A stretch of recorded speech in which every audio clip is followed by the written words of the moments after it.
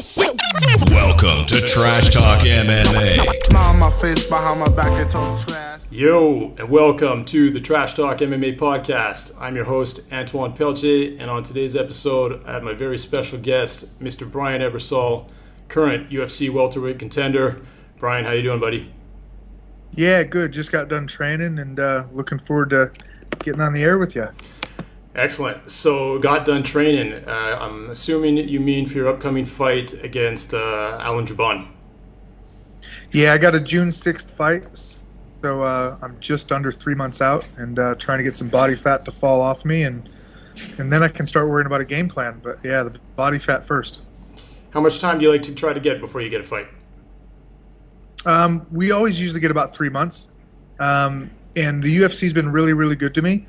I pretty much pick my month, and they start to work down what shows are going to be that month and email me back. And I don't really get to choose an opponent, but they've been really good to me, letting me choose, like, if there's fights on other sides of the world. So, for example, the one time there was a fight in New Jersey and one in Brazil, and I was able to say I'd rather fight in New Jersey. They put me on the New Jersey show. You know, I don't really get to choose opponents. I've never had more than one opponent offered to me, you know, for a fight. It's always, this is the guy, that's the date and event you said you wanted to fight on. So I don't really argue after that and go, oh, well, yeah, you know, could I get an Ultimate Fighter kid so I can get an easy win? You know what I mean? So, yeah, they've been good to me as far as letting me make my own calendar, per se. Well, I mean, so when I'm healthy, I let them know, and you know, I give about a 5 month notice, okay, 4.5 months notice, and then I know that I start kind of jogging around and shadow boxing and doing my thing a little bit harder, and about 3 months out, I usually get that email that says, "All right, here you go." Yeah, well, looking at your, your extensive record you've had, this is going to be your 70th fight coming up. I think you've pretty much deserved the right to at least pick where your fights take place. Perhaps that's because you've certainly proven that you'll take a fight anywhere in the world. I mean, you've fought everywhere. Yeah, I mean, I've covered a few continents. I haven't fought in Brazil, and that's kind of one of those ones where, you know, everyone says, oh, I'd love to fight down in Brazil. I'm at the stage where the travel and all that stuff at this point go, and then trying to come back home and all that, it's almost too much hassle. I think if I ever see Brazil, it's going to be like a training trip when I'm done competing, just to go down and see the place and travel to some gyms and, you know, just explore. You know, I don't train in a gi very often, so yeah. I've told myself I'll try to get my black belt when I'm done with the martial arts as a competitor. Okay. So again, that Brazil trip might be something where I go spend a month and train in a gi every day. And well, listen, I mean, that's another mecca. I think you owe it to yourself to do it, just to cross that off the bucket list. I mean, me as a fan, I just want to go see a UFC event in Brazil. Those are just off the chain, you know. I mean, the ruckus that those guys, I just love to see and experience that feel of going to a big fight. You know, they were saying that they would have loved to have done Chris Weidman against Vitor there in a soccer stadium, and I mean, I can't even imagine the chaos that would be an event of that magnitude in a soccer stadium in Brazil. Yeah, I'd probably actually rather go as a spectator, just enjoy myself and enjoy the food and the drinks and the atmosphere, as opposed to trying to sequester myself and stay sane in a hotel, make weight, and that whole mess. So yeah, that might actually be the nicer side of the ball, is to go as a spectator. Yeah. Let me just make a quick adjustment on my mic here. All right, that's going to be a whole lot nicer sounding. Okay, so back to your training. We'll talk about Jouban in a bit, but what's your game plan? How you fly and train all over the place? The States, Australia, Thailand. What's on the menu for this fight? I have had the absolute craziest time trying to plan this fight camp. It seemed like for about 3 weeks straight, every 4 days, a new variable got thrown into the mix and things were changing. So at one point, my original plan and my best plan was to come to Australia, let my wife see her family, and I can travel here and train with some of the best guys in the country and some of the better coaches that I've made, you know, inroads with over the years. of living here. So I was going to spend a good 6 weeks in Australia, and then I was going to go spend 7 or 8 weeks in Thailand and finish with my team at Tiger Muay Thai, and then go over to the U.S. just for fight week. A lot of times I go to the U.S. early and get used to the time zone. I actually had hoped to fight in the Philippines, in Manila, in May. Yeah. LSU So that was kind of the original plan. Finish training in Thailand. Yeah, finish training in Thailand and then go fight in Manila. Hop, skip, that way I don't change time zone. Yeah. Yeah, I didn't want to change time zone. So is Manila the same time zone as here? Is it the same as in Phuket? Maybe 2 hours. Off by, yeah, exactly. Terrible. Okay. Yeah, it's a short flight. It's not the other side of the world. And I was going to be able to go fight without all the pressure of hosting a bunch of people. You know, like when I go home. Yeah, on the phone and all that. You know what I mean? I was going to be able to fight, and then as soon as I got to the U.S. and landed, I could have just holiday, family, the whole thing, as opposed to doing that the week before the fight, the month before the fight, getting caught back up into that mindset. So I was really looking forward to that plan. Come to find out, the day that Joe Silva sent me the email that said, yep, here's your opponent for that May 13th show or 15th show, if you want it, my wife had a meeting with the U.S. government for her green card. She's Australian, and we're trying to move to the U.S., and she wants work rights, obviously. So we got this big process to go through, 27 applications and I-35s and I-452 later. I have a good friend who's going through that crap in Canada right now. Same thing. Married a German girl, and he's just like, dude, it's just chaos to get these permits and all this immigration stuff. It's just a nightmare. So I've been. It's funny that you bring that up because I'm dealing with that with a buddy right now too. We're 2 college-educated people, and we're having a tough time with these forms. And no one really wants to give you much advice. They just tell you to fill out the form that you think you should fill out, and then they'll give you a decision. They don't really advise you or show you the best way. So there's like these magical combinations of forms that you can fill out at different times that probably are more efficient. So we've probably found a less efficient route doing what we've done, but she had to go up and do the biometrics up in the town I was born in, which is funny enough. Of all the places for my wife to go for a green card interview, it's the place I was born, some small town up in Indiana. Okay. So we go up there, and this lady is so frustrated after she hears our story about how the 800 number and the website have given us some misinformation, and we've been a little bit led astray. Long story short, we were traveling on the Tuesday. This is a Thursday, so we only had a couple days before we left the country. They told her she couldn't leave the country because she would abandon her application. It's a $2,000 application process. Yeah, but she can't leave the country, you know? Yeah, so then we had to prove that her family member, she had a family member that's very ill, so we had to pull up those emails and show that and have to do this almost the sob story and say she's going to see her family member, you know? Like, this might be go time, and you know, I'm gonna go see her before she passes away. Would it kill you guys to show to lend a sympathetic ear? Right? Yeah. Well, $500, an application, and 2 days of running around to Chicago got us a 45-day what they called a parole. So my skilled a little exit window. My skilled labor, college-educated wife, trying to move to America with me, has been put on parole by the American government to go see her family.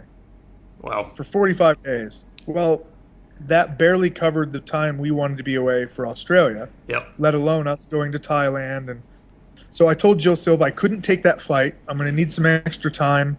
Let me fight a couple weeks later, and preferably in the U.S.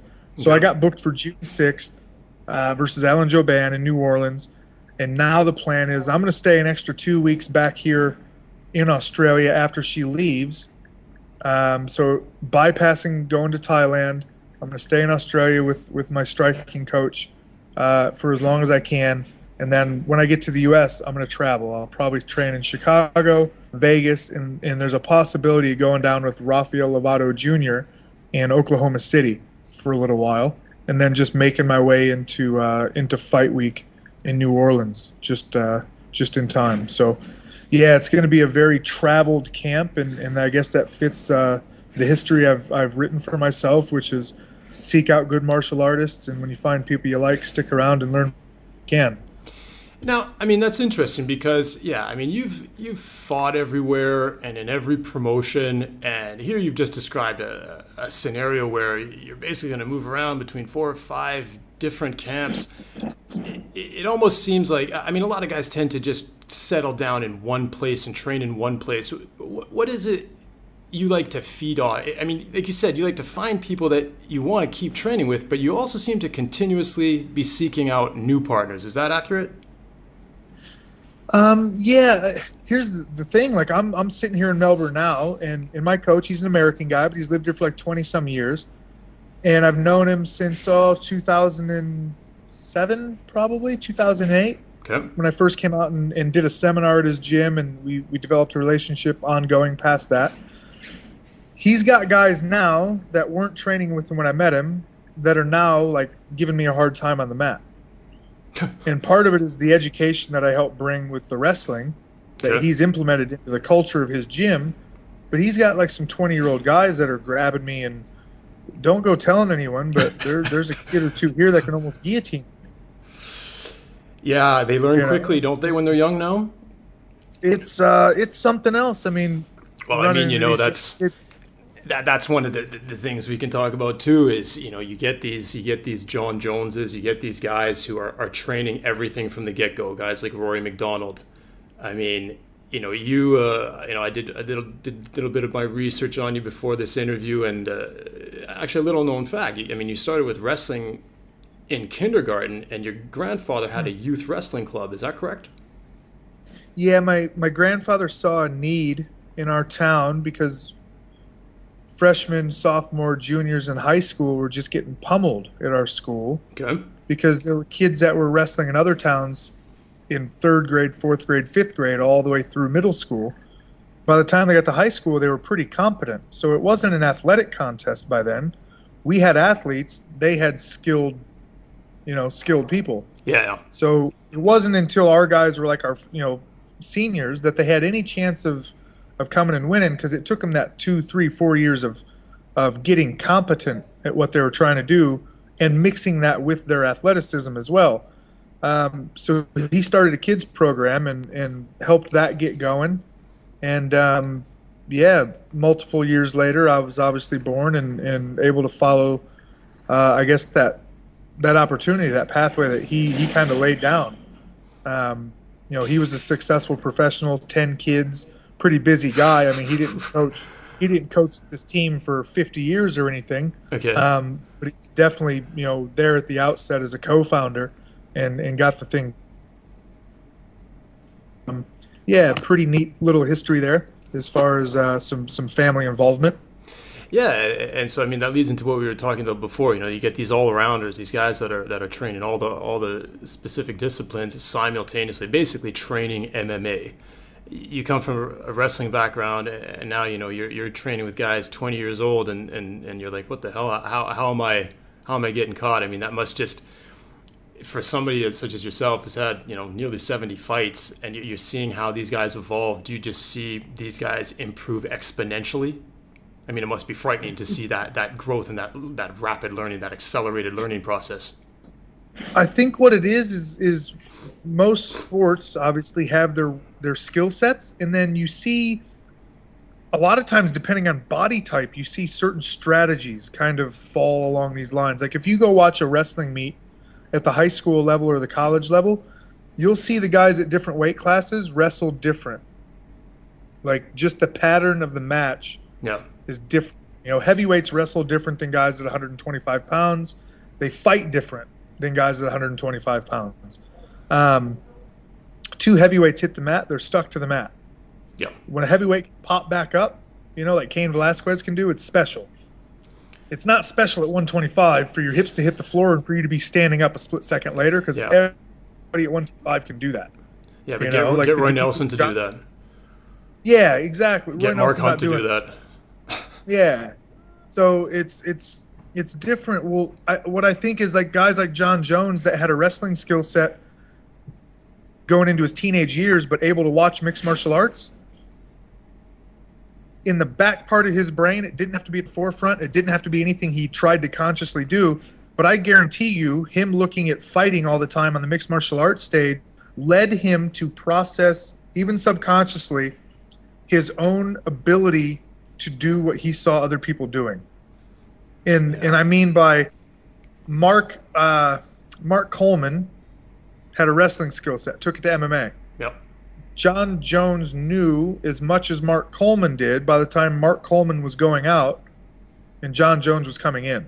John Jones was already as aware mentally of the game, the possibilities, the dangers, and the benefits of his skill set, because he'd seen other wrestlers go and do all this, and the problems that they were faced with, the advantages they had, and the openings that were there for them to go and be successful and win these fights. So yeah, it's the difference between having to pioneer something and another one to watch what the pioneers have done and benefit from that accelerated learning curve and just skip to the front of the line. Yeah, I mean, you see like the first guys that built websites and how basic these websites were, but it was amazing at the time. And then you get just some young little kid that comes in and he's got Tetris going down the right side, and he's got widgets flicking over the left, and he's got banner ads here. And I mean, you don't have to tell me about that. I am in the thick of that right now. Like, I am literally in the thick. I've just launched my first. And listen, I've been in software development for 15 years. You know, I used to be the audio director for NBA Live. I worked for 8 years at EA Sports. I did 6 years at THQ working on the UFC Undisputed trilogy. So I know software development, but I know audio and software development. I've never made my own website. And I've always wanted to do it. People have always said, "Hey, man, you love never." They're always saying you never do what you do well for free. And I've often enjoyed debating and talking mixed martial arts, and being kind of like a super fan and just putting my opinion out there and debating and bouncing ideas back and forth with people. So I finally came to the realization that I got to try to do this and make it a business. So obviously your website is your hub for everything, for my podcast, my YouTube channel, etc. But man, I'm so glad I started doing it now, because with like WordPress, it's available to anybody to really whip together a site pretty quick that has some nifty little functionality. But trust me, even though it's easy to do that, now I want to kind of like kick it up a notch and have it optimized and have it, make the user experience really tight. And I already feel the need that I got to bring some people in or a person in to check it out. And I mean, it's kind of like a fighter going through a camp where he's like, look, my wrestling's tight, my jiu-jitsu's tight, but I got to work on my kickboxing. Let's bring in this dude and, bring that segment up a notch so that you're a complete fighter, etc. And I'm feeling that. I like that comparison that you just made to you just brought up out of nowhere, out of, the evolution of websites and how fast people can make slick ones now, but it still takes an expertise. The tools have become mainstream. Basic now, what's basic now was that's like, it's just a given. That's calculus to some guy that started doing this back in the day. Yeah. What is that? How do you do that? It's mind-boggling. So you see the Rory McDonalds come in with a really big picture understanding of the game, and he's not trying to wrestle to wrestle. He's trying to wrestle to win a fight. He's not trying to wrestle to beat a wrestler. He's not going to go give up a certain position because he knows there's a next one there. You know what I mean? It's more of a big full circle, as opposed to I need to be on top all the time. He's happy to roll underneath if it suits him. So let's get to Juban then. Is that how we pronounce his name? I don't know. I'm saying Juban. So much I don't like about the kid already. Oh, I've got a great one for you. Did you know that there's a model website called the mostbeautifulman.com, and they refer to Juban as, I quote, one of the foremost male models in Los Angeles? He's made a name for himself in a couple fields. It's because I noticed you made a hilarious comment where people asked you what you think of your opponent, and you said that he's handsome. So yeah, that's an understatement. Yeah, he's kind of the Brad Pitt of MMA. So what's the game plan, to knock the pretty off his face, or what? Well, I mean, I want to hit him. I mean, I reckon if I hit him, everything else gets a little bit easier. Yeah. But the hard part is I've never went into a weigh-in knowing I'm going to lose the weigh-in. And I'm conceding the weigh-in here. I'm like, this is your show. The ring girls aren't even going to look at me. This is going to be just a very demoralizing Friday. So I'm all about the fight now. A lot of times I stress about the weigh-in. Now the weigh-in, actually, the pressure's off. All you got to do is hang your head. You just got to hang your head in shame and lose your weigh-in like a man, and let Juban woo the ladies or the ring girls. It's great. Who was I looking at? Oh yeah. So when I was researching Travis Lutter before interviewing him yesterday, there was a little video, and I don't know if it was Ariane or one of the other ring girls, and when he failed to make weight against Anderson Silva, they were filming the weigh-ins, and it's pretty funny because they had to bring up the towel, and he totally, he had to gear down completely, drop trow, and it was pretty funny because one of the ring girls, you could see that just as he dropped his gaunch or whatever, that she eyeballed his junk. So as long as you make weight, I don't think you'll have to be subject to that. But maybe the ring girls are going to hope that Juban doesn't make weight to put him in that that interesting situation, or maybe he won't make weight on purpose. Maybe he'll be just above, just to create a little. It almost sucks that I heard he's married, so that almost sucks. Like I could have played around and sent girls up to his room or something the night before the fight and try to take his legs away. And the fight's in New Orleans. The fact that he's married might make that difficult. Yeah, you could probably find some rowdy paid strippers who would go mess up his night just before his fight. But yeah, we're in New Orleans. I mean, someone was just telling me the other day that Lawrence Taylor was renowned for that back when Lawrence Taylor played in the NFL. So yeah, it kind of made me have a little bit of giggle, and then I thought about it, and then I read that he was married, and I'm like, oh. But dude, that might make it easier. I mean, come on, it's not hard to corrupt married men, right? Oops, you were married recently. I never said that. Exactly. Wall of shame, walk of shame. Okay, back to the facts though. He's 11-3 with 8 vicious KOs. The guy knows how to knock dudes out, and he knows how to knock them out early. How does that affect your training, your game plan? Well, I guess it just gives me openings to hit him back because I've never been knocked out, and I don't think this is the kid that's going to find my chin. How do you explain that? 69 fights, never knocked out. Has it been close? Have you been knocked out in training? What you just got a brick of cement in your skull? How does that work? Sometimes I think so. I mean, I've been hit and I've just never felt disconnected. I've never had anything past a small flash. I've had a small flash, but I've never slowed down. Like, you get nailed sometimes and you see guys fighting that are still there, but their neurons aren't firing and they're in slow motion. Yeah. I've never felt that. Like the hardest two times I remember being hit are both at AKA when I was there in California, and one was Paul Bonatello with a straight right hand, and I headbutted it like Brian Dennehy out of The Gladiator. I just headbutted it. Yeah, and for anybody who doesn't know, Buentello's a big heavyweight with a ton of knockout power. The headhunter. Yep, the headhunter. Yeah, says it all. Big man. I like Buentello. And I was 190 pounds. You know what I mean? He's big heavyweight. Oh, yeah, you're outweighed by 80 pounds. Yeah, I mean, so he was the type of guy who would he'd have to cut. Did he have to cut weight to make? Did he have to cut weight to make 265? Buentello? No, probably not. Right? Yeah, but he was a big boy. He is a big boy. Big guy. Yeah. But yeah, like I remember feeling like the tiniest little flash, but then my eyes were open. I felt lucid and happy, and I finished the round. He shook his hand out. Thank God that he had good hand wraps on because he cracked my noggin pretty hard. And then Mike Kyle, I remember, kicked me in the head, and I had my guard up, but he hit me hard. My wrist about went through my temple, and I had the nice big Kyle's flat. Brutal too, man. I mean, and that's another big dude.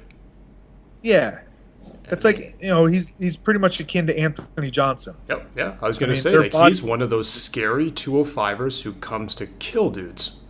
Well, he was a heavyweight at the time. He was 240. Yeah. He's a big man. He still had his football body. So those are the two times I've been hit hard. I got hit pretty good today. No drama, you know what I mean? Yeah. Big boxing gloves on. Coach cracked me with one and just looked at him like, damn it. It's the ones that you don't see that get you, and I think that's where I'm pretty good, is I have a good enough awareness to know even when I'm out of position, I know where you could hit me from. It's incredible, Brian. I mean, Like, I think that's a remarkable story to be 70 fights, 69 fights deep, and that's not even counting, and that you literally haven't been rocked. I mean, that's crazy. I mean, we were talking, and we did a little bit of an outtake before we started recording here, and we talked about guys like Anderson Silva with an IQ, but obviously you've got a gift for avoiding taking shots to the head. yeah, it's just part of my strategy. Like, again, I'm a wrestler. I'm not a boxer first. I counted on punching to win me a fight. And I've got to say that there's something about that being in the back of my head where I can win a fight without running through a brick wall. And I almost refuse to try to run through brick walls all the time. Yeah, not the Chris Lieben strategy. Yeah, I can't fight like that. So this is interesting, and the fact that you brought it up, that you're never going, or that you don't need to go to your strikes to necessarily win a fight. What I like about you is you've got this wrestling background. You're an incredible grappler, and that seems to be the core of your fight style. And yet people really want to see you fight. People tune into your fights. There's always a lot of enthusiasm around a Brian Ebersole fight. How do you explain that? There's a lot of guys that I think we see that there's tons of wrestlers and they evolve into wrestler boxers. And while they're grapplers and wrestlers, they don't manage to generate the hype. I'll take somebody maybe like a Gray Maynard before he kind of got into his punching power. People are like, he's decision. Not a lot of hype.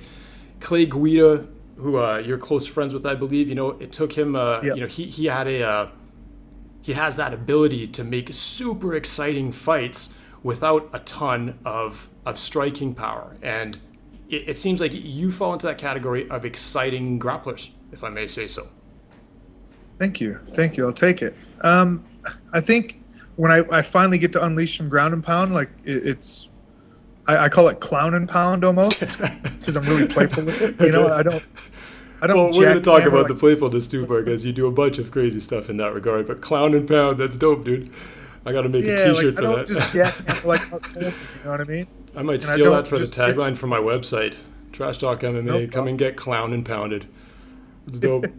Yeah, I just can't sit there like Pistons and punch. Like, I've got to have some movement and some deception and some hand fighting and whatnot. And the fact is, I'm not really afraid to mix it up on the feet. I just won't do it like a drunken zombie, Yeah. I'll move off angles. I'll come back and I'll throw mine. You're going to throw yours. You know what I mean? But I'm not going to stand there and headbutt everying.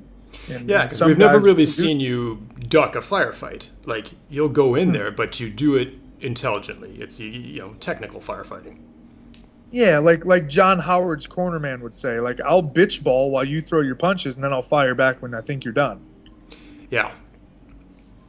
Okay, so staying on Juban. I mean, it's funny. You're 34. Is that correct? Yeah. 34 years old. He's 32. There's only actually 2 years of difference between you two, but you have 4 times his fights. I think it's pretty safe to say that coming into this fight, we're definitely dealing with one of those experienced veterans versus young buck type dynamics.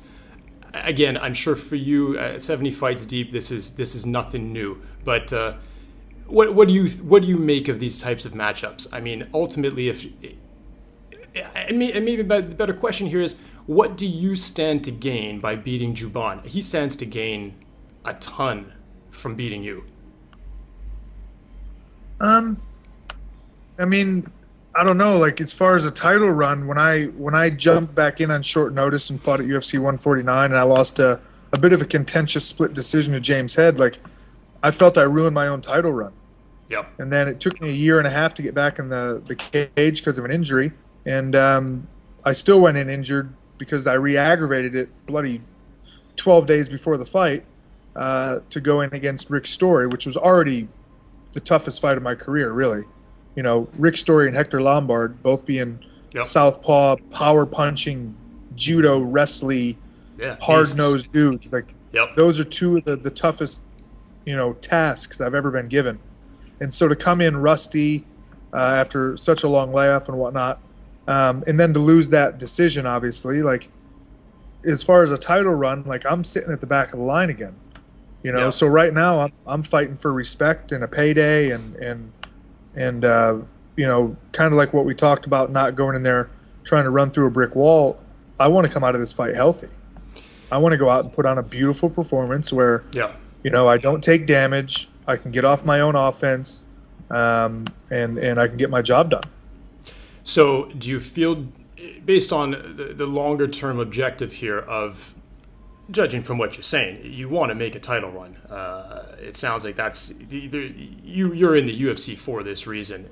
So does does a dominant victory over Juban put you in the place where you want to be to ask for perhaps a top 15 guy, maybe, or even a top 5 to 10 guy? I think I can ask for a top 15 guy anytime I want one. Okay. Again, we talked about the UFC being nice enough to let me fight when I want. Yep. And possibly even where I want, as long as the location's not a drama. And it's not like I'm bumping people off cards, but as long as I put in my request, they seem to treat me like a bit of a veteran. Yeah. I'm pretty certain if I asked for a top guy after beating Joban, if that's the case, I could get one. Yeah. Okay. As long as I don't go out there and stink up the show and put on a really boring fight. So, I mean, you had 60 fights and fought for 11 years before getting to the UFC. When did you, in that buildup of your career, when did you feel like, okay, the time is now? Like, how come I'm not getting the call? At what point were you like, this needs to happen, or did it even need to happen? Was getting to the UFC always the ultimate goal? Well, it's definitely always the ultimate goal, because that's where the best guys are. That's where you can actually get paid. That's when I could actually make a small living doing this. I mean, I started my contract, my first one for Chris Lyda was $6,000 and $6,000. By no means was that a veteran contract. You get Hector Lombard coming in at, a reported 6-figure to show up, like off of a Bellator, a series of Bellator wins that, my God, anyone could have won those fights. Anyone in the UFC would have won those fights. Yeah. So it's a little frustrating, seeing a guy that you went 4 good rounds with, and then the pay scale is massively different. But yeah, like that was always the goal.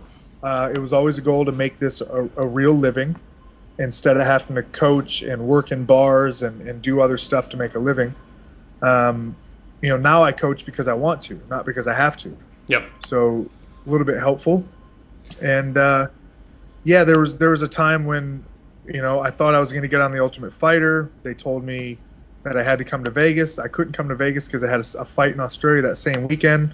Funny enough, that was my cartwheel kick knockout, the ones where I actually really, really landed it hard on someone. Yeah. I watched it ad nausea yesterday. Hilarious. Yeah. So, I mean, I could have been on the Ultimate Fighter 7, apparently, if I'd have gave some good interviews while I was in Vegas. The skill set thing was never the issue, and they even told me that. I just needed to be there to deal with the production people. I'm like, well, can't we do it over Skype? Can't you watch videos I've done in the past? Like, I can talk. That. Look what we're doing right now.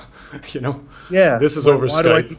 Why do I need to fly to Vegas? You're not paying for the flight either, are you? Nope. No, we won't pay for that. Yeah. Well, what? You guys are joking. Nope. I'm supposed to buy a lottery ticket flight to Vegas, pass up a fight, ruin a connection here, all because you want to interview me, which we can do with technology. It blew my mind. So I got a little bit sick of the whole Ultimate Fighter path, to be honest. Yep. And they didn't want me on UFC 110 because I was an American with 13 losses. Weird. Mind you, most of them were hometown split decisions and to pretty talented guys nonetheless. And I just didn't think I was getting in. UFC 127, I emailed them 6 months before. They told me the card was full. 6 months before the show, the card's full. Yeah. Okay. And it probably got changed 50% over the time with all the injuries and the scandals and the PED usage and the home invasions and so we basically the wife said, beating. Hey, I'm going to be here. If someone gets injured, call me. And then my manager called me. I was riding a scooter, which is a big thing in Thailand, not so big in Australia. But I was riding Benny Alloway's scooter, an Ultimate Fighter kid. I was training with him for an upcoming fight that we both had on the same show. Okay. And I got the call from what became my manager, a pretty good friend of mine. He got the email from Joe Silva and asking me if I was ready to go, that there was an injury. So tears in my eyes, on a scooter. not really thinking this was real, wondering where the joke was coming in. And then once I realized it was real, my big concern was, please don't let it be John Fitch that got hurt, and please don't let it be BJ Penn that got hurt, because I don't want to fight John Fitch. Yeah, I know you guys trained in the past, exactly. Yeah, so that was where my head went. And then lucky enough for me, it was Carlos Condit that got hurt. Chris Lido was probably a better matchup for me than Condit, just because of the wrestling jiu-jitsu angle. The striking is always tough with just about anyone, but I thought I had a wrestling advantage over Chris, and went out and tried to make that the game plan. And finally got in. So there was that little bit of validation, like a lot of years doing it, and I finally made it worthwhile. But again, it was kind of on luck. Yeah. So even now I'm still fighting for respect in a way, because I don't feel like they called me because they thought I was one of the best in the world. They called somebody. Me because someone.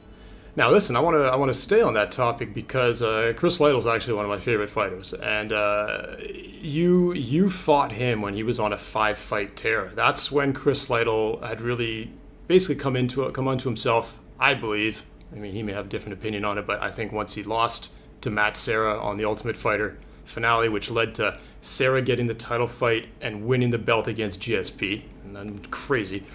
But Lytle after that made it. He cleared what appeared to be a real mental blockage, and he's like, I'm going all out every fight. I'm going for broke, kill or be killed. And to me, he turned into one of the greatest, greatest number one contender type fighters in the welterweight division after that loss to Matt Serra, and just went on a series of destruction. And you were on his path when he did that. So you're against Lytle when he's tearing a new asshole on everybody, and it's your UFC debut. Octagon jitters? Like, what was that experience for you to finally get there? You're going in against a guy who's on a blitzkrieg of a tear, and it's your UFC debut. I think I was just too overwhelmed with actually being there, finally, to even worry about him, because I was confident with the matchup anyway. Just the way he boxes, I was pretty confident that I could range him and keep range and break range. Yeah. And he throws a lot of hooks. I'm okay with that. Okay. So I felt pretty comfortable, and as long as I got my double leg off, I felt I was going to get a takedown or two and be able to do some work. Didn't think it was going to go quite as spectacularly as it did. And to be fair, if I didn't land that knee in the second round, would it have been the most amazing fight of the night? I don't know. I mean, I thought the first round was entertaining, and I thought the third round was a pretty good scrap. But I think that knockdown, taking the whole breath out of the arena collectively at once, I think that's what made the biggest story, and that's what actually. And you got fight of the night. You got fight of the night for that fight, right? Yeah. And that's obviously that's the Chris Lytle signature, right? I mean, he just fight of the night award one after the other. So that's good. Yeah. So I mean, it sounds like you fought for a pittance on the fight, but you made a nice little paycheck at the end of the day because you were involved in the best scrap of the night. Yeah, that changed everything. That let me pay my coaches properly. That let me pay off my student loan. That let me buy a cheap used car just to have something in the U.S. That changed everything. If it wasn't for that, financially still would have been a big struggle and would have been a bit bothered probably about the whole UFC pay thing. I'd be sitting on the other side of the fence. As it stands, can the fighters make more money in the UFC?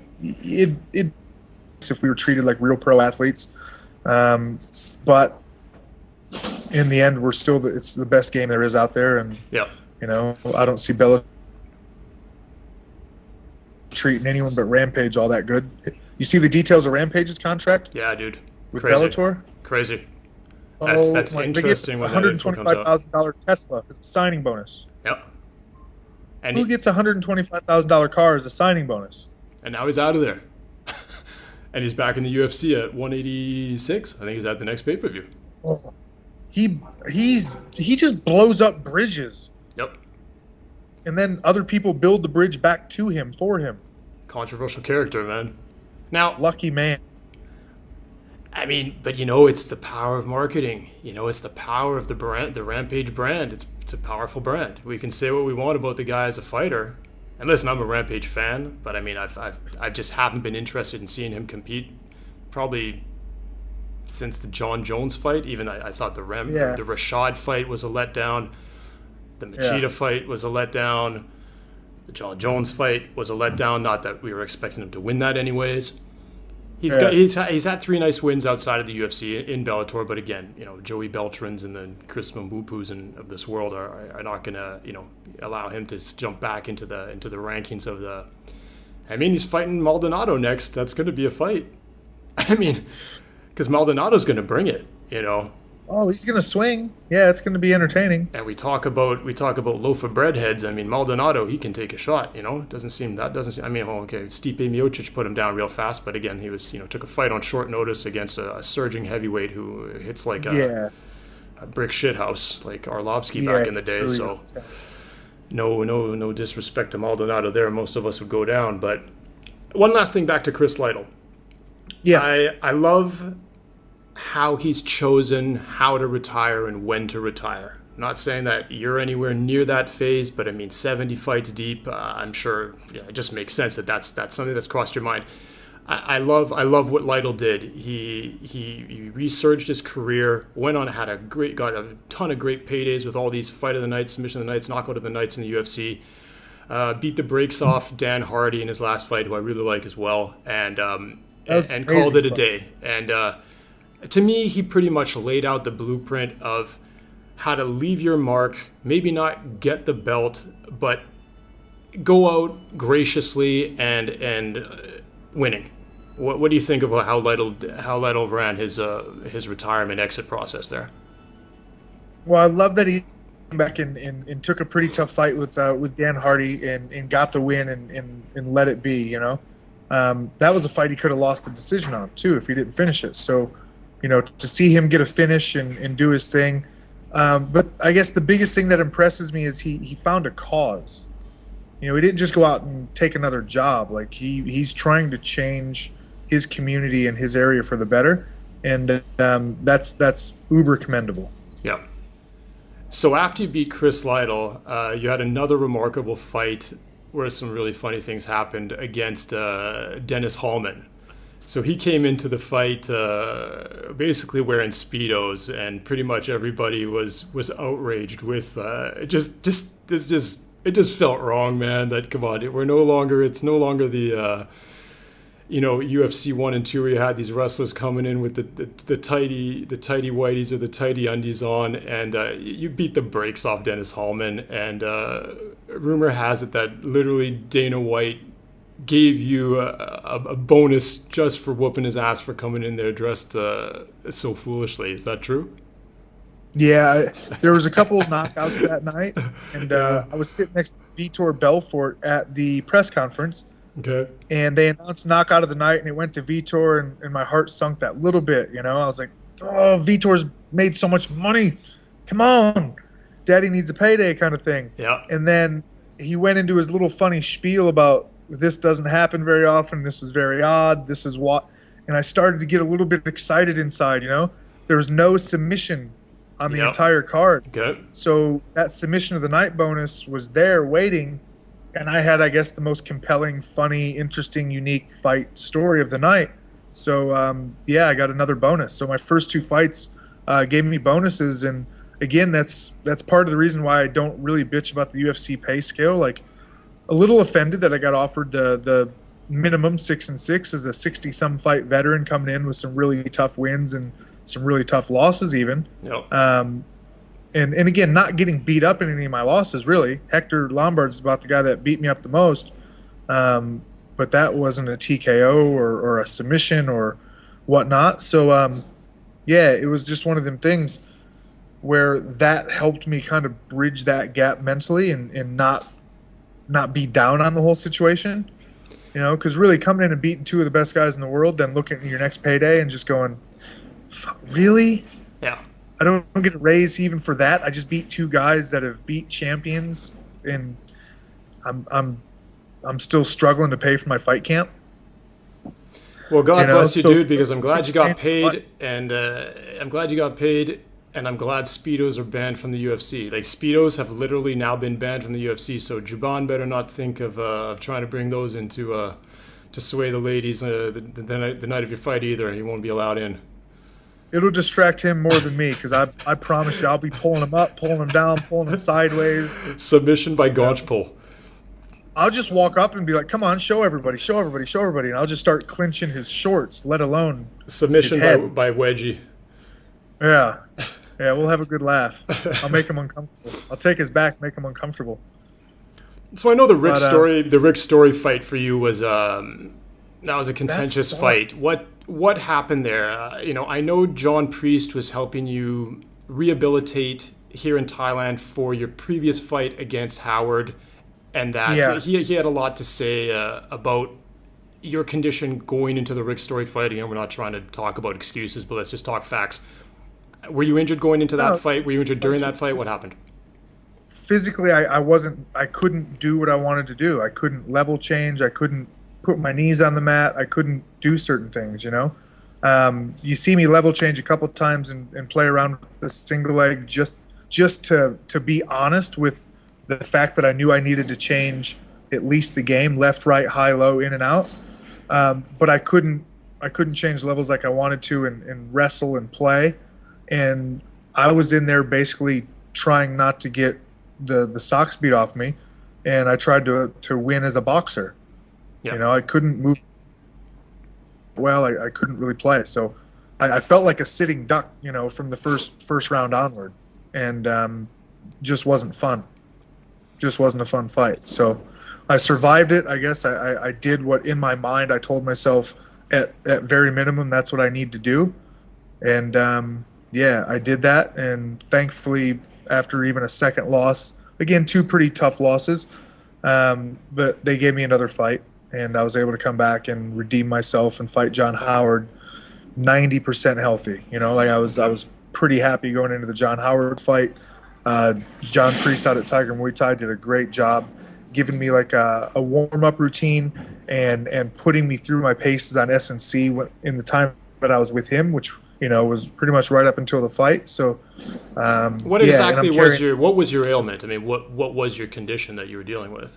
Was it I tore my lower back up really bad. Okay. Early, after my first UFC fight, I haven't been the same. How are you feeling now? Since, average, to be fair, average. Average. Yeah. Yeah, I'm not shooting. I'm not wrestling in my fight camp like I used to wrestle. I'm not putting in the repetitions I used to. So I don't do the college wrestling drilling and grinding that I used to do because I can't physically handle it. I won't be able the next day.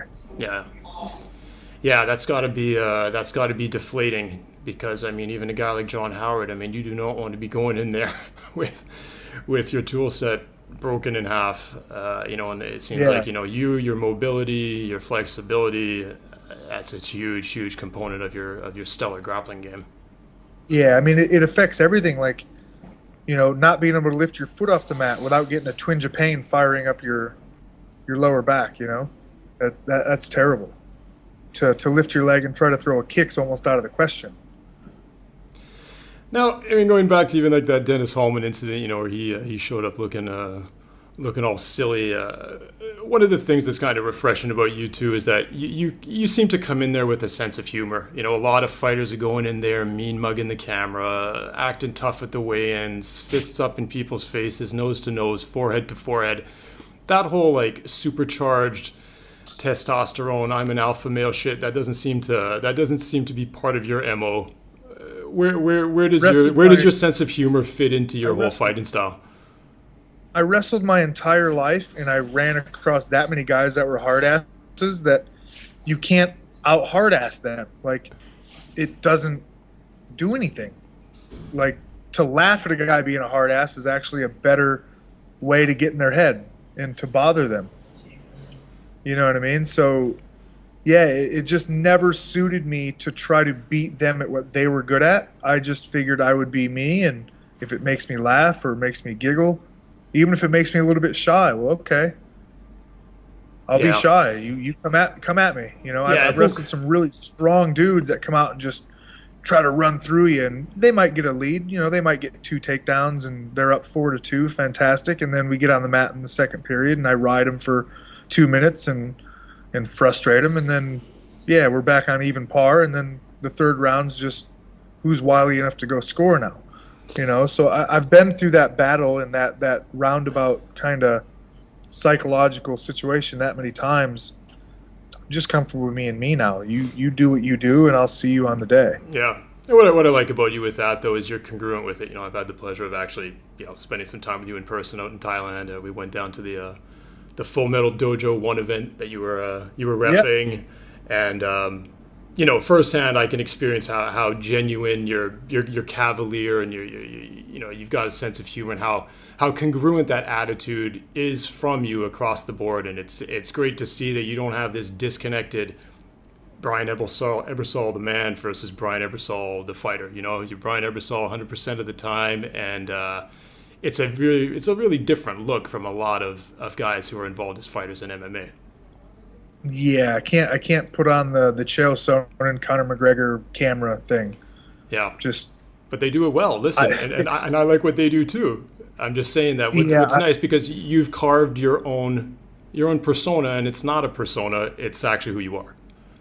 Yeah, I just can't. I don't know. I just can't do it. Yeah. I mean, if someone told me it was my job and gave me a task, I can put on a character and be playful.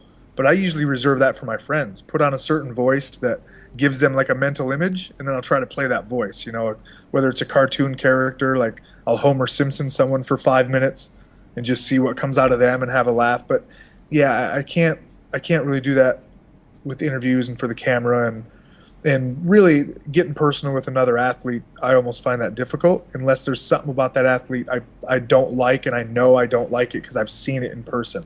So most of these guys I've never met. You know, I don't know these guys. The only thing I had on Dennis Hallman was he beat my wrestling coach. I'm gonna come out and beat him. Fantastic, you know. Okay. Most of these other guys I haven't known them. Yeah, know nothing about them.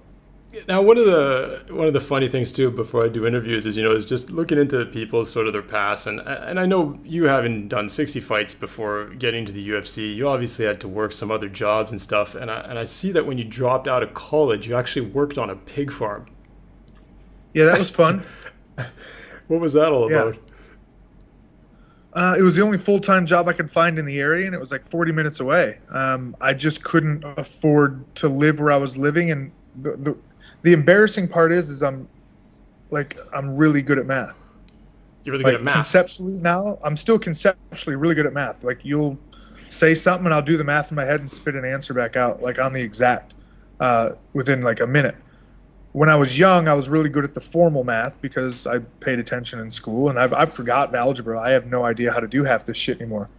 My cousins are in high school, and I can't help them with their math. I can't do simple But long story short, I don't know how I didn't budget properly. I don't know. Maybe because I was just young and dumb, and I thought, as long as I do what everyone else is doing, it's working for them, it'll work for me. I figured I work in the summer, I go to school, things should work out. Well, it wasn't working out, and I was broke and couldn't pay my rent, and Dad had to come down and pay my rent. And as soon as Dad paid my rent, I dropped out of school and went and got a job. I didn't even ask my dad, didn't tell him, just went, screw classes. I got to be a man, take care of my own responsibilities. And I've chosen this lifestyle, which is to live down here and drink on weekends and do what I do. And well, I better go make the money to do it. So dropped out, got that job, worked there for a little while. And besides like the weird part of working like 12-hour days, doing something that you don't like to do, I was doing something that I knew wasn't, after a while, I knew it wasn't right. Like, it was a factory farm. It's all that stuff that Americans are now starting to realize their food comes from. Yeah. And the people that want to pay attention to it are heartbroken by it, and the other people that don't want to pay attention do the whole, well, why do you post it on Facebook, and why don't you go do something? Well, because people like you still buy the fucking bacon. Yep. Every day at the grocery store. I can't do anything if you keep buying the product. You know what I mean? You know, it's really funny you say that because people always like to complain, you know, whether religion, politics, marketing, oversaturation, commercial purchases, etc. And what they don't understand is it comes down to a really simple thing nowadays is you vote with the way you spend your money. Plain and simple. Yep. That's how we all vote now. It's not at the ballots. It's how you choose to spend your money. And if you disagree with something, then you just the best statement you can make is to just stop purchasing and consuming it, right? Yep. Absolutely, absolutely. You know, just seeing like the 3,000 animals, just the way they're treated and the illnesses they get and the way it was terrible. And I mean, this was back terrible. when? What year would this have been? 2001, 2002. Yeah, so the bad practices were already in place there. Yeah. Yeah, 9/11. I was working this job right around 9/11. Yeah. So yeah. So the reason the pig farm thing caught my eye though is because I'm from Vancouver, Canada, and I don't know if have you ever heard of a serial killer named Robert Pickton? Have not. This is a crazy, just off tangent story where Robert Pickton. They'll make a movie about him because it's some Hannibal it's some Hannibal Lecter shit, dude. Like this guy, he had a pig farm outside of Vancouver, Canada, and he was a sick bastard who would. There's an area in Vancouver called East Hastings, and it's funny because Vancouver is a posh city now, and there's a very posh neighborhood called Yaletown, and it's adjacent to what is probably considered the 4 to 6 blocks of the most grimiest crack fiends patrolling the streets. Like you go on this street and guys are just like New Jersey. It's basically just this shithole of a drug segment of Vancouver where you've just got crack whores and crackheads and heroin junkies and it's right. What's crazy? It's adjacent to all these lucrative, expensive cities in the city, and it was a real problem when they brought the Olympics to Vancouver back in. What was that, 2010? They had the Winter Olympics because they basically had to like shuffle these guys out of Vancouver because they're like, we can't have people, you know, coming from all around the world and them seeing that we've just basically got this New Jack City style crack neighborhood right in the middle of downtown Vancouver. Anyway, this Pickton pig farmer dude, he would roll through this area at night with a van and basically round up crack whores, throw them in his van, take them back to his pig farm, drug them, get them drunk, kill them in the most brutal fashion, do the most horrifying things to their corpses, and he ended up burying them in his pig farm, like in the soil, in the ground. But he was actually then feeding remains of these women to his pigs and selling the pigs. I'm telling you, it's something out of a movie. So yeah, that's I saw Pig Farm and I thought, hey, I wonder if Ebersole's ever heard of Robert Pickton. It's like Snatch. They say they'll take you out to the pig farm and you'll disappear. Absolutely. Like it's for real. Like, and even in the movie Hannibal, you know, are you a Silence of the Lambs fan at all? Oh yeah, I've seen it. You know, if you haven't have you been watching the Hannibal TV show? No. I don't know if you're big into TV series. Good. Throw it on your iPod. If you like the Silence of the Lambs, you loved Hannibal. They've done basically a prequel series to the Silence of the Lambs trilogy, and it's cool because they're really using a lot of the elements of the existing mythology that's been established in the movies, but they're also reinterpreting a lot of things. And you have Hannibal being played by Mads Mikkelsen. I don't know if you know Mads Mikkelsen. He played the villain in Casino Royale. He's a really dodgy looking. Where's he from? I forget. But look up Mads Mikkelsen, Hannibal. Throw that stuff on your iPad for when you're traveling. I guarantee you, if you like the Hannibal movies, you'll love the TV show. The production values are through the roof. Great acting, and just a great use of the mythology. And Mads Mikkelsen, in my opinion, he's just smoked Anthony Hopkins as Hannibal Lecter. Like he was put on earth to do this. I'm sorry? Maybe it's something to watch during fight week. Up to. Oh yeah, you'll ramp up. I mean, it's an interesting show. That sick, twisted, demented mindset. Yeah, but what's great about Hannibal, though, and I think it just makes him the greatest villain ever, is that first of all, he's got crazy martial arts skills, and you see him fight a ton in the show. and he's a mean ass cook. I don't know if you like to eat, but you see him cooking a lot in the show. You just got to watch it and give it at least 3 or 4 episodes. It takes a little while to get the gears going in the show, and even the first season into itself is good. The second season is great. The third one starts in June, and honestly, I've never anticipated a show more than the season 3 debut of Hannibal. Gotcha. I guess we got on this because you worked on a pig farm. There you go. Talk about going off tangent, right? Yeah. Excellent. Well, listen, Brian, it's been a pleasure talking with you, man. I know you're a busy guy. What's next for you? What can fans expect from you in the weeks and the months leading up to your fight? Probably not a whole lot. You're just going to be on the grind, right? Maybe just some social commentary and maybe throwing out a few investment properties over Facebook and Twitter and a few things like that. That's something we didn't cover. We didn't cover that. Yeah, I wanted to talk about that with you. Those couple fight bonuses I got me into the real estate game, and I bought some rental properties in my hometown, and I was approached by a sponsor at one point. And what he does is he goes and buys a lot of houses that have fallen through the foreclosure situation. So he gets houses pretty cheap off of banks, and he snipes the ones that he knows will hold some value and that he doesn't have to do major renovations to. So he's just teaching me how to be smart with money, and he's teaching me that you make money when you buy, not when you sell. That's the rule of thumb in real estate investment. Exactly. And a lot of people just don't think like that. That you make the money at the moment you buy it, not when you sell it. Yeah, you don't want to buy a house and pay the mortgage for 25 years, and then when you want to move, you're so emotionally invested in that home that you're not going to take a penny less than whatever. You set this retail price, and no one's getting your house unless they're willing to pay that. So if you can go make good buys, you can be very generous to people, Yeah. And there's a situation in America now because the banks don't have the capacity to hold a foreclosed home and make it work for them. Yeah. They need to get rid of them. So yeah, he knows how to play the game, and he teach me. And long story short, I'm trying to pass on some of his deals to other people because I know they work. Yeah. I'm at the point where I need another fight or fight of the night bonus before I buy another house. So yeah, it's the only way I'm gonna.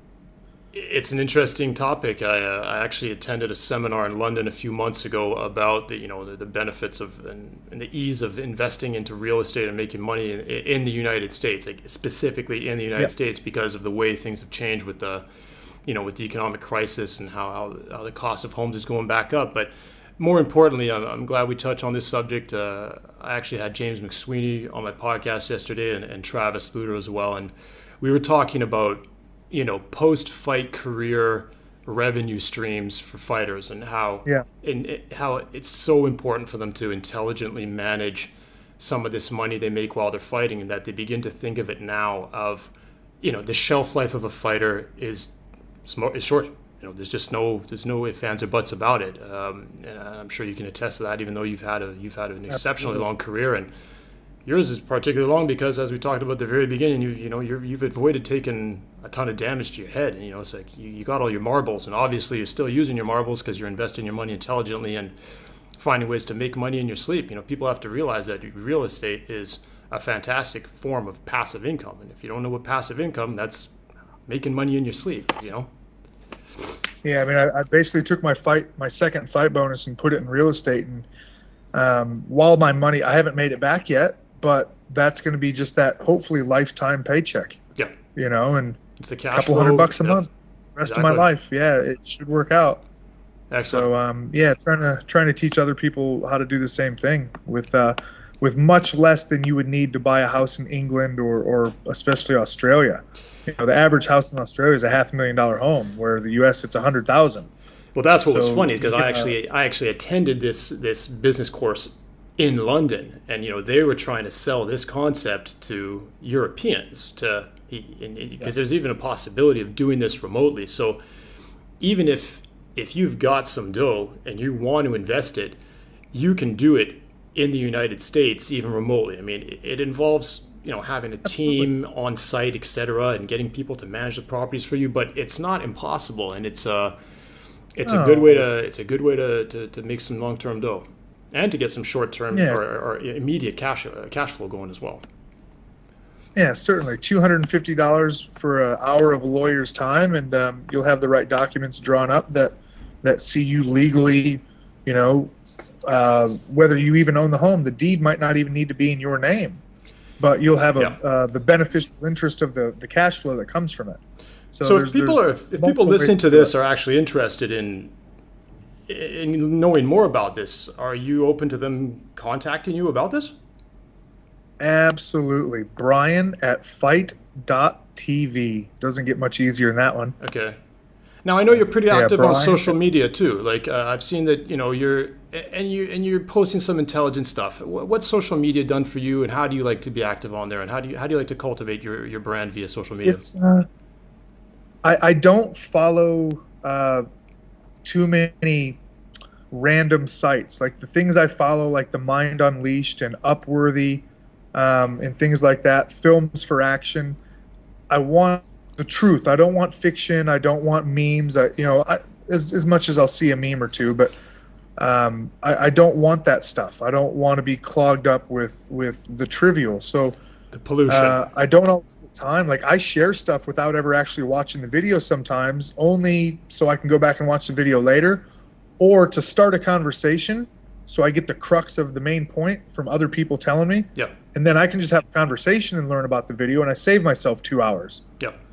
So I try to put up stuff that has to do with nature, the environment, corporatocracy, politics. It's just my ongoing education that I could go and look on websites, but to be fair, I like the fact that it's almost like a classroom environment that I've created on my page, in the sense that I'll put something out for students to comment and lead a conversation or follow a conversation, whatever the case may be. So yeah, I have more of a thirst for learning now than I did when I was in school. Yeah, that's just another philosophy that I've really been embracing since I quit my career a year and a half ago, and I've just been trialing and meeting so many new people, reading a ton, attending a ton of seminars, just opening my mind to a different world. And it's that necessity to keep learning, man. You just gotta keep learning. If you're not learning, you're not growing, and if you're not growing, you're dying. Yeah, I mean, it's one thing to learn what you're good at and what you want to do. Yeah. But if you don't know the inner workings or what gears turn other industries, how can you ever be like balanced, and how can you ever judge or make an opinion on other things, So just trying to learn about how everything else works, Yeah. Yeah. So where can people find you on social media? Where are you the most active? Where do you like to interact the most? And how can fans get a hold of you? Honestly, yeah, Facebook's the one for me. Just Brian Ebersole. I have a fan page on Facebook. Yep. You can send messages to me the same way you can on a personal page. Which so you don't have to do a lot of people friend request. Okay. Yeah, you don't have to do a friend request. You can post things on my page just like it's a wall. Good. So it really does work just like a personal page. And it helps me stay connected. I mean, I got a fair few people on there, and I get some pretty neat stuff that comes through, and some really good conversations every now and again.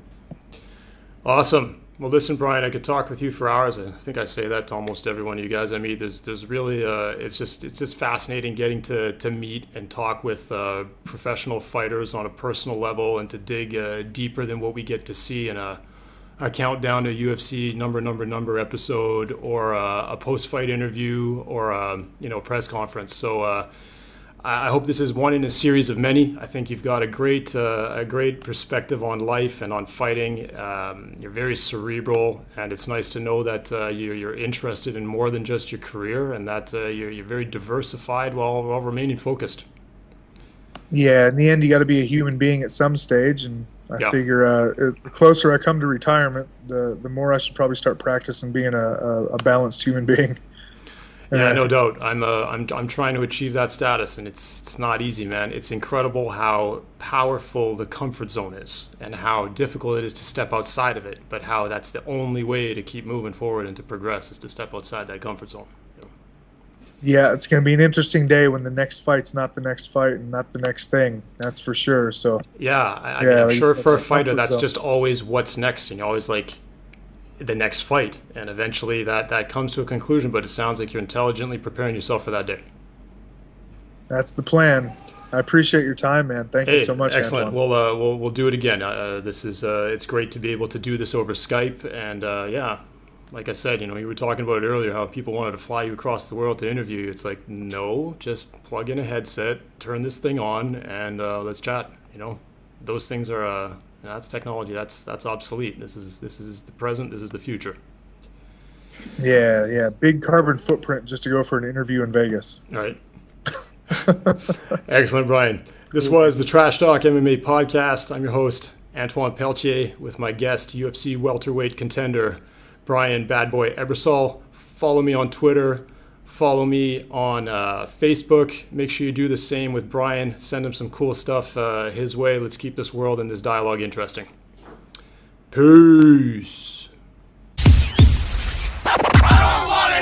Thanks for listening to the Trash Talk MMA podcast. So I was going to spend a good 6 weeks in Australia, and then I was going to go spend 7 or 8 weeks in Thailand and finish with my team at Tiger Muay Thai, and then go over to the U.S. just for fight week. A lot of times I go to the U.S. early and get used to the time zone. I actually had hoped to fight in the Philippines, in Manila, in May. Yeah.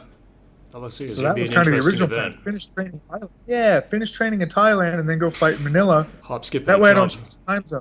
Yeah. Yeah, I didn't want to change time zone. So is Manila the same time zone as here? Is it the same as in Phuket? Maybe 2 hours. Off by, yeah, exactly. Terrible. Okay. Yeah, it's a short flight. It's not the other side of the world. And I was going to be able to go fight without all the pressure of hosting a bunch of people. Like when I go home. Yeah, on the phone and all that, you know what I mean? I was going to be able to fight, and then as soon as I got to the U.S. and landed, I could have just holiday, family, the whole thing, as opposed to doing that the week before the fight, the month before the fight, getting caught back up into that mindset. So I was really looking forward to that plan. Come to find out, the day that Joe Silva sent me the email that said, yep, here's your opponent for that May 13th show or 15th show, if you want it, my wife had a meeting with the U.S. government for her green card. She's Australian, and we're trying to move to the U.S. And she wants work rights, obviously. So we got this big process to go through, 27 applications and I-35s and I-452 later. I have a good friend who's going through that crap in Canada right now. Welcome to Trash Talk MMA. Smile on my face, behind my back, and talk trash. Yo, and welcome to the Trash Talk MMA podcast. I'm your host, Antoine Peltier, and on today's episode, I have my very special guest, Mr. Brian Ebersole, current UFC welterweight contender. Brian, how you doing, buddy? Yeah, good. Just got done training and looking forward to getting on the air with you. Excellent. So, got done training. I'm assuming you mean for your upcoming fight against Alan Jabban. Yeah, I got a June 6th fight, so I'm just under 3 months out and trying to get some body fat to fall off me, and then I can start worrying about a game plan. But yeah, the body fat first. How much time do you like to try to get before you get a fight? We always usually get about 3 months, and the UFC's been really, really good to me. I pretty much pick my month, and they start to work down what shows are going to be that month and email me back. And I don't really get to choose an opponent, but they've been really good to me, letting me choose, like, if there's fights on other sides of the world. So, for example, the one time there was a fight in New Jersey and one in Brazil, and I was able to say I'd rather fight in New Jersey. They put me on the New Jersey show. I don't really get to choose opponents. I've never had more than one opponent offered to me, for a fight. It's always, this is the guy, that's the date and event you said you wanted to fight on. So I don't really argue after that and go, oh, well, yeah, could I get an Ultimate Fighter kid so I can get an easy. Those are just off the chain, the ruckus that those guys, I just love to see and experience that feel of going to a big fight. They were saying that they would have loved to have done Chris Weidman against Vitor there in a soccer stadium, and I can't even imagine the chaos that would be an event of that magnitude in a soccer stadium in Brazil. Yeah, I'd probably actually rather go as a spectator, just enjoy myself and enjoy the food and the drinks and the atmosphere as opposed to trying to sequester myself and stay sane in a hotel, make weight, and that whole mess. So yeah, that might actually be the nicer side of the ball, is to go as a spectator. Yeah. Let me just make a quick adjustment on my mic here. All right. That's going to be a whole lot nicer sounding. Okay, so back to your training. We'll talk about Juban in a bit, but what's your game plan? How you fly and train all over the place? The States, Australia, Thailand. What's on the menu for this fight? I have had the absolute craziest time trying to plan this fight camp. It seemed like for about 3 weeks straight, every 4 days, a new variable got thrown into the mix and things were changing. So at one point, my original plan and my best plan was to come to Australia, let my wife see her family, and I can travel here and train with some of the best guys in the country and some of the better coaches that I've made inroads with over the years of living here. Same thing, married a German girl, and he's just like, dude, it's just chaos to get these permits and all this immigration stuff. It's just a nightmare. So it's funny that you bring that up because I'm dealing with that with a buddy right now too. We're two college educated people and we're having a tough time with these forms. And no one really wants to give you much advice. They just tell you to fill out the form that you think you should fill out, and then they'll give you a decision. They don't really advise you or show you the best way. So there's like these magical combinations of forms that you can fill out at different times that probably are more efficient. So we've probably found a less efficient route doing what we've done, but she had to go up and do the biometrics up in the town I was born in, which is funny enough. Of all the places for my wife to go for a green card interview, it's the place I was born, some small town up in Indiana. Okay. So we go up there, and this lady is so frustrated after she hears our story about how the 800 number and the website have given us some misinformation, and we've been a little bit led astray. Long story short, we were traveling on the Tuesday. This is a Thursday, so we only had a couple days before we left the country. They told her she couldn't leave the country because she would abandon her application. It's a $2,000 application process. Yeah, but she can't leave the country, Yeah, so then we had to prove that her family member, she had a family member that's very ill, so we had to pull up those emails and show that and have to do this almost the sob story and say win, you know what I mean? So yeah, they've been good to me as far as letting me make my own calendar per se. Well, I mean, so when I'm healthy, I let them know, and I give about a 5-month notice, 4.5 months notice, and then I know that I start kind of jogging around and shadow boxing and doing my thing a little bit harder, and about 3 months out, I usually get that email that says, "All right, here you go." Yeah, well, looking at your your extensive record you've had, this is going to be your 70th fight coming up. I think you've pretty much deserved the right to at least pick where your fights take place. Perhaps that's because you've certainly proven that you'll take a fight anywhere in the world. I mean, you've fought everywhere. Yeah, I mean, I've covered a few continents. I haven't fought in Brazil, and that's kind of one of those ones where everyone says, "Oh, I'd love to fight down in Brazil." I'm at the stage where the travel and all that stuff at this point go, and then trying to come back home and all that, it's almost too much hassle. I think if I ever see Brazil, it's going to be like a training trip when I'm done competing, just to go down and see the place and travel to some gyms and just explore. I don't train in a gi very often, so I've told myself I'll try to get my black belt when I'm done with the martial arts as a competitor. Okay. So again, that Brazil trip might be something where I go spend a month and train in a gi every day. And well, listen, I mean that's another mecca. I think you owe it to yourself to do it, just to cross that off the bucket list. I mean, me as a fan, I just want to go see a UFC event in Brazil.